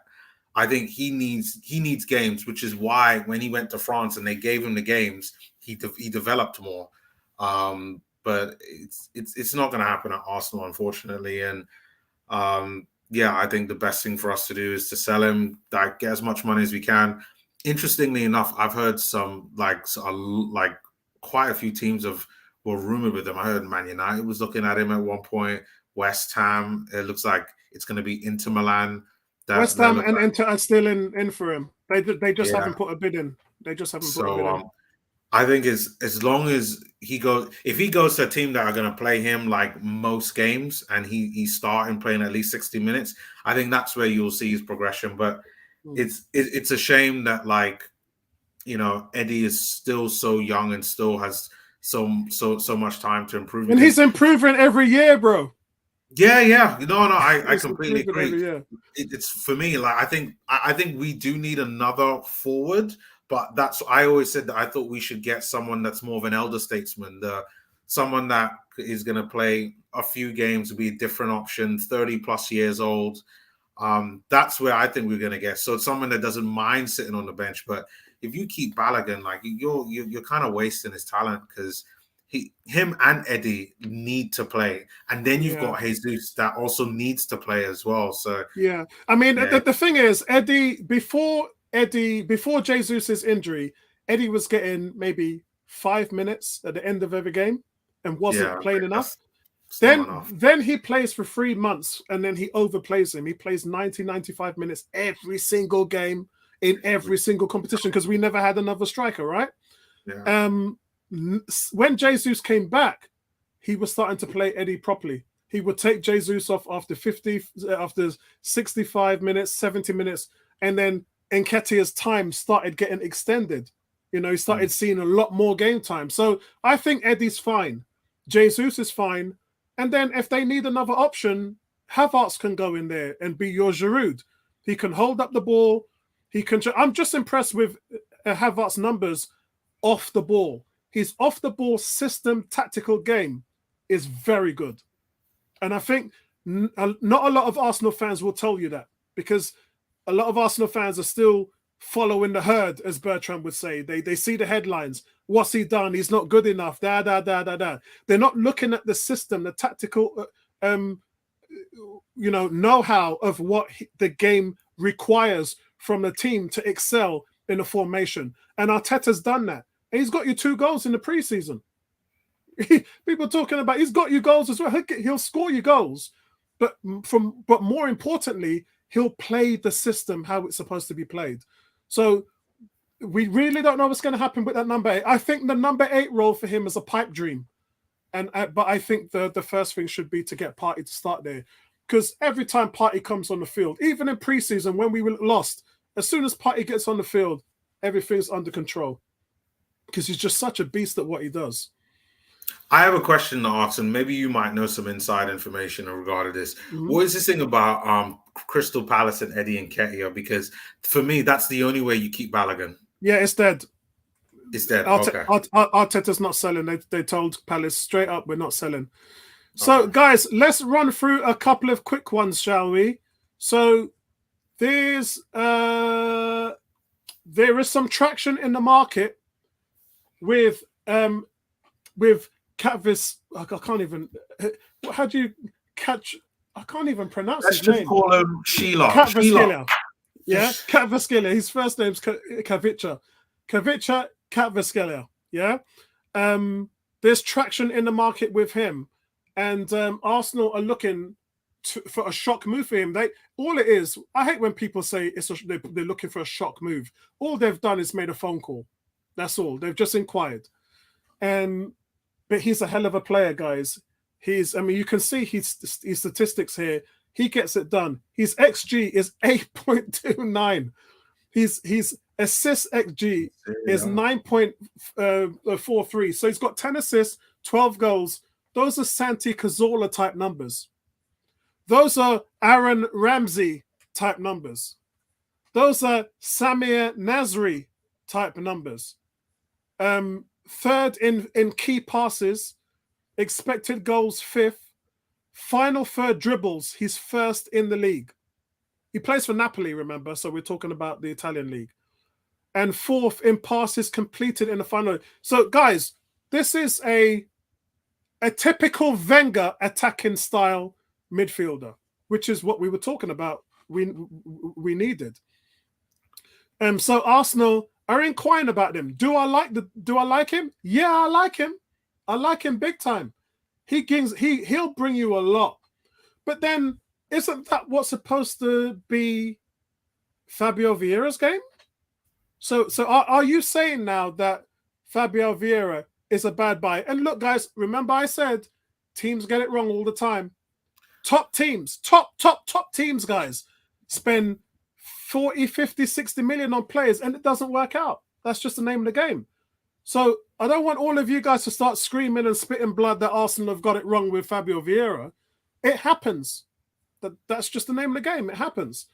I hope that he'll have a good season this season. But if you're looking at someone like this guy, Kavica, then that probably tells you that Fabio Vieira ain't going to get it done. Because if this guy comes in, I don't see how Vieira plays. I really don't. See, this is the thing, right? With Fabio Vieira, this is the same situation, similar to Balogun, in that I think, like, I did a video, must be about 3 years ago on Fabio Vieira when Emery was here. We were linked with him. I think he's very talented, but the problem is that he needs games and he needs time to bed in. Yeah. And the problem is that we're in a situation now whereby he ain't going to get the time and games in order to be able to bed in. So we have this problem whereby, like, he's the type of player, we'll sell Fabio Vieira, he'll go to another team to play him game in, week out, and he'll do very well. And yeah, this guy looks good. But again, I keep talking about, like, I see online he's a winger. He plays both wings, left and right. But I'm like, we have guys that can do this. Like, and for me, I've firmly got my Wenger right hat on. we don't need to buy another winger. We got Jesus, we got Saka, we got Trossard, we got Reece Nelson, we got Eddie who could play out. We could play out wide. We got Martinelli. We got Smith Rowe. Like we don't need another wide player. That's honestly how I feel. Okay, so let's get through the quick hits, guys, as they are. There's not a lot, but we'll get through them. Austin Trusty, who I still think is a name for Disney's car films. That you remember the old truck, the old bang out truck that used to be good friends with Lightning McQueen. It reminds me of that. Sheffield United guys have agreed a $5 million deal fee for Austin Trusty. So I love the way how Arsenal go to America, show off Balogun and Trusty, and then they want to palm them off the next week after. That's so funny. They say, yeah, America, here's our Arsenal American players. Yay. And then the next week they're like, all right, go on, we don't need you lot anymore. That's hilarious. So guys, it looks like this deal's going to get done. And again, that's money in. Next money in again would be Burnley. Burnley now have made a second call for Lokonga. The first one was just an inquiry to find out how much. And they have contacted Arsenal today in terms of trying to escalate the deal done. They want to be able to get permission to talk to the player. And of course, this goes back to Sambi Lokonga was a Vincent Kompany find for Edu and Arteta. He's the one that recommended the player to Arsenal. They looked at him. It was Vincent Kompany that scouted him, and then Arsenal pulled the trigger and bought the player. So here he knows what he's got because he really does like the player. He's Belgium as well. So Vincent Kompany looks like he's heading that one out. Look for this deal to get done before the end of the transfer window. Any thoughts on those? Austin Trusty, I think, like based on the fact that he come from Colorado, which Rapids FC or something like that. I think he was always one of those where it was like some type of business agreement to kind of help get him into a better club. So for me, I think this is a good deal. Lokonga, I feel for Lokonga. I like Lokonga as a player. Me too. But he just didn't develop quick enough. I think he's one of them players. Again, he needs time, he needs games, similar to Fabio Vieira. And if you give him that and give him chances to like make mistakes and learn, I think he'll grow to be a good player. But this is where my problem was with Arteta last season. When Xhaka got injured the season before, and he was replaced by Sambi for 4 games. Sambi got man of the match in 2 of those 4 games. Yeah. And then what had happened is they rushed. I don't know whether you remember. They rushed Xhaka back. Xhaka wasn't even 100% fit, and they rushed him back in. And then Sambi never played for the entire rest of the year. And then obviously he went out on loan. So this isn't last season. This is the season before that. So I think we hurt. I think we hurt his development. My fair assessment is I think when a player is playing in the Premier League for you and he's getting man of the match back-to-back games, you play him. You play him. Hey, I don't disagree with you there. Like for me, I think it is Arsenal's fault. I think this comes down to like I think the criticism Arteta comes with managing the squad. Like, how do you bench a guy that had that good a performance? I remember being on the stream with you saying that, like, why are we not playing them? Like he did well. Like reward the guy until either he gets injured or form drops off, and this is just where he is. Like I get it. You prefer Granit Xhaka. You like him better as a player, but for me, I think that's what killed him. But listen, he's gonna go to Burnley where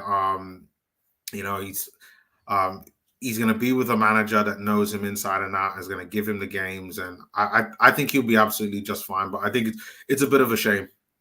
It's a bit of a shame. But I think we bought him for like 15, so financially it's it's a no win, no loss situation there. So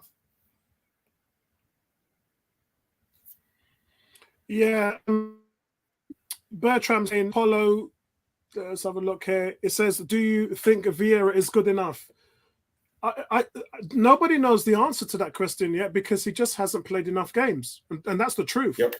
But having seen him play, he hasn't played enough for Arsenal for us to make a proper analysis of how he would fit in the team. So you only have to really look at Porto in terms of what he does there, and he's a good player. I could see why he went for 36 million. I think he could be every bit as good as Bruno Fernandes. The difference is Bruno Fernandes plays every game and Fabio Vieira doesn't play at all. So it's a difficult one to answer. I don't think he's good enough yet because we haven't seen him play. He needs to play to prove to us that he can be that good. And I think potentially, I think he can be good. But the problem is where do you play him? Does he have a position? He's played the 10, the 8. He's played the 7 role on the right. Where do you play him? I'd like to see him be a creative player. We know he can. We know his intelligence. We know he makes runs beyond the back line. We know he scores goals. We know he creates. He makes assists.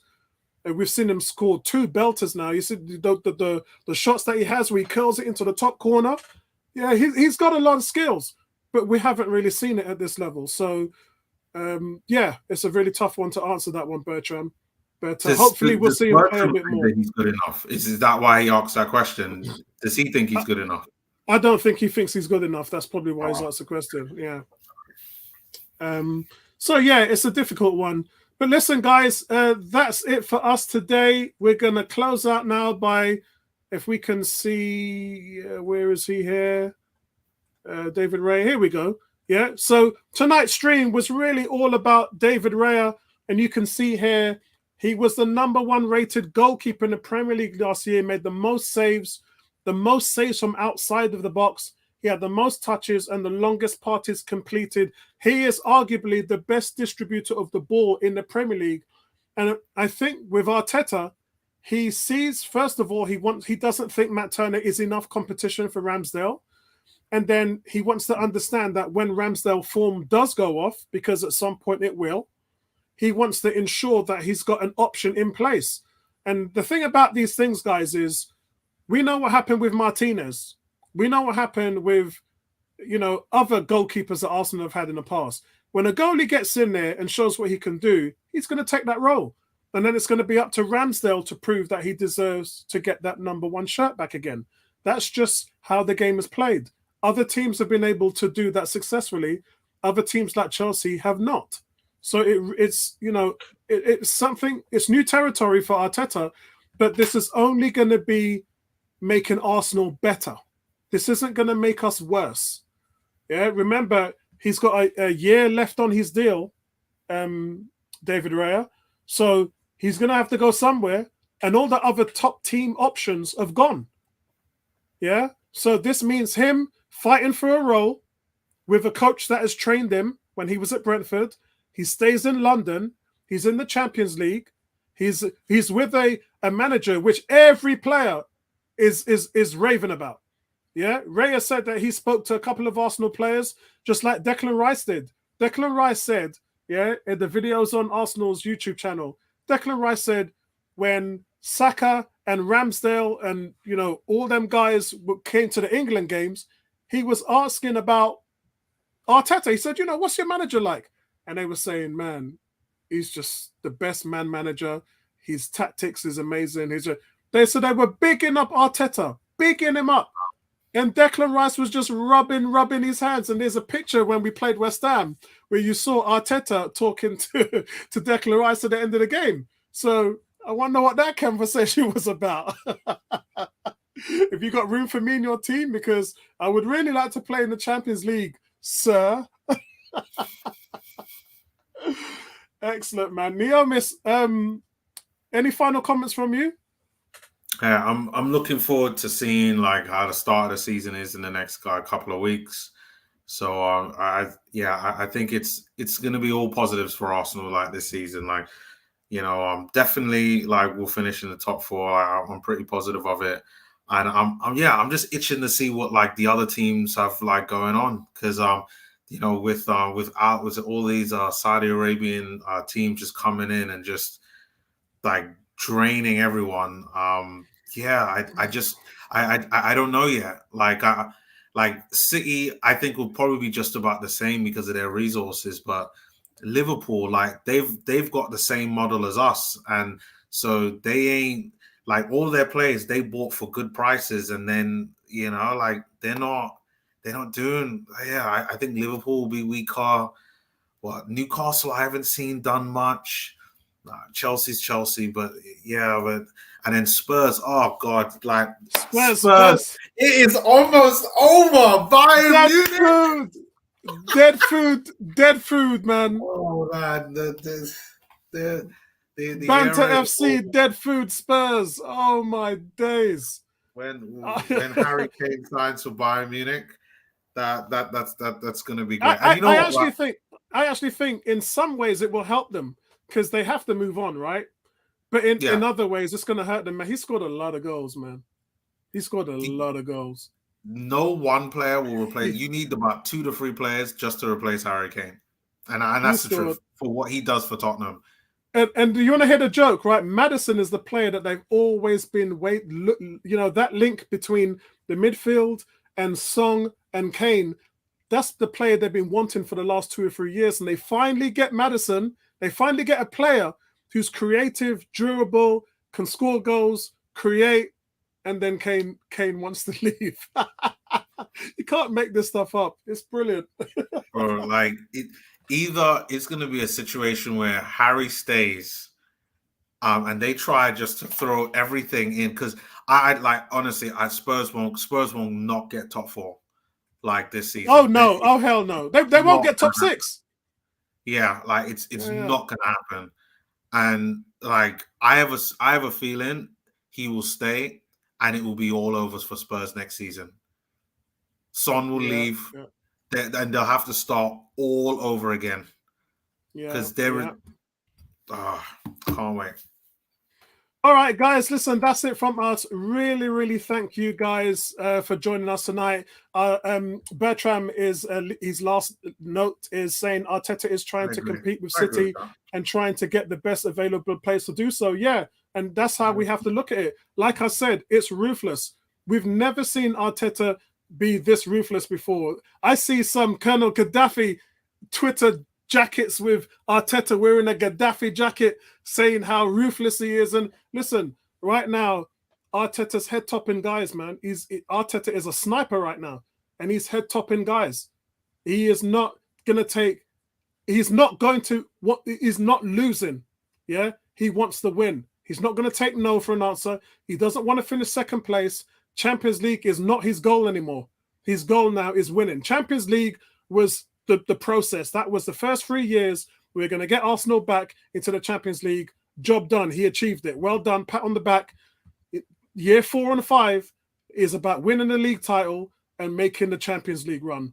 And that is what the expectations are now, guys. Yeah? All right, guys, that's it from us.